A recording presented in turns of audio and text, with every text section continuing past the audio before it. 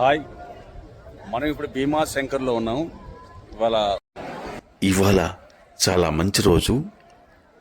శివుడు, ఆ పరమశివుడు దర్శనం చాలా బాగా అయింది. మన భారతదేశంలో 12 జ్యోతిర్లింగాలు ఉన్నాయి. దాంట్లో ఒక జ్యోతిర్లింగం భీమాశంకర్. ఆ పరమశివుడికి అతి ప్రీతమైన, ఇష్టమైన నైవేద్యం, తీపి పదార్థం ఏమిటి అంటే కలాకండ్. ఆ కలాకండ్ స్వచ్ఛమైన ఆవు పాలతో తయారు చేస్తారు. ఇక్కడ రుచికి శుచికి మారుపేరింది భీమాశంకర్. ఆ కలాకండ్కి ఇంకొక పేరు ఉంది, దూద్ పేడ్ అంటారు. గుడికి వెళ్తున్నప్పుడు భక్తులు తీసుకెళ్తుంటారు. అలాగే స్వామివారి దర్శనం అయిన తర్వాత వెళ్తున్నప్పుడు తీసుకెళ్తుంటారు. చాలా రుచికరమైనది భీమాశంకర్ కలాకండ్. మీరు ట్రై చేయండి. ఓం నమః శివాయ.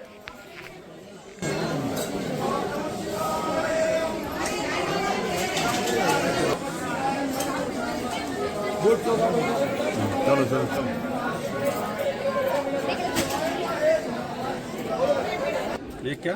ये कंदी पेड़ा मावा कुंदा बोलते हैं इसको। ये मलाई पेड़ा और एक कलाकंद। ये कलाकंद है.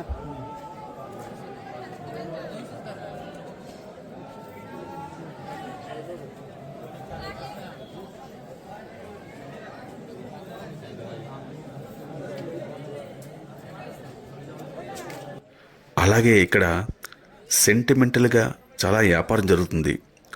ఒకటి ఏంటంటే శివుడికి ఇష్టమైంది ఏంటి అంటే కలాకండ్, దూద్ పేడు, ఇలాగా కోవా, పాల్కోవా ఇలాగా.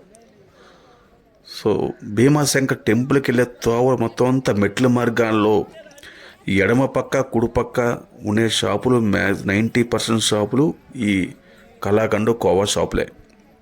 ప్రతి ఒక్క భక్తుడు సెంటిమెంట్లుగా శివుడికి ఇష్టం, నైవేద్యం బాగుంటుంది అని ప్రతి వాడు కొనుక్కెళ్తాడు. మినిమం కేజీ తక్కువ కొండవరును. బయట మార్కెట్లో 400, 450, 500 రూపాయల రేటు ఉంది. కానీ ఇక్కడ కేవలం 300 రూపాయలకి లభిస్తుంది కోవా. కానీ చాలా రుచిగా ఉంది, చాలా బాగుంది కోవా. వ్యాపారం అయితే రోజుకి లక్షల్లో వ్యాపారం జరుగుతుంటుంది ఇక్కడ. కనిపించిన వ్యాపారం లక్షల్లో వ్యాపారం జరుగుతుంది. చాలా రుచిగా ఉంది. నేను కూడా ఒక 5 కేజీలు తీసుకున్నాను.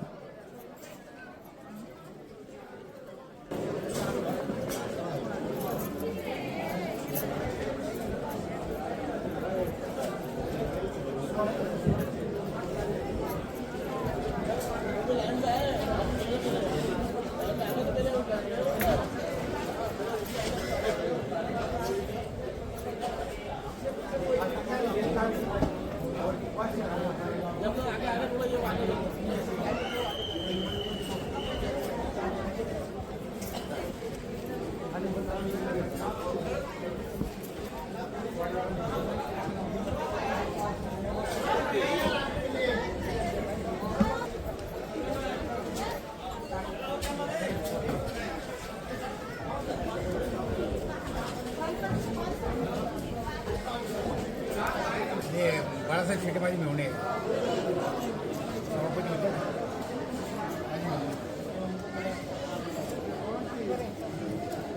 ये काम आहे महत्वाचे, कोणी असं काम करणं महत्वाचं आहे. हां बरोबर आहे. आता हे क्षेत्र आहे हे वेगळं आहे.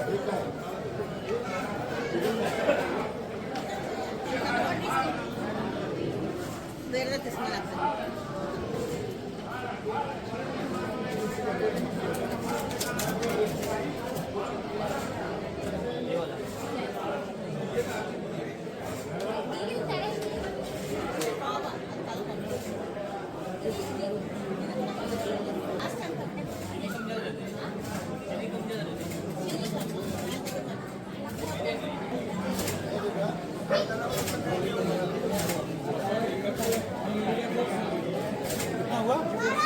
हो गया आपका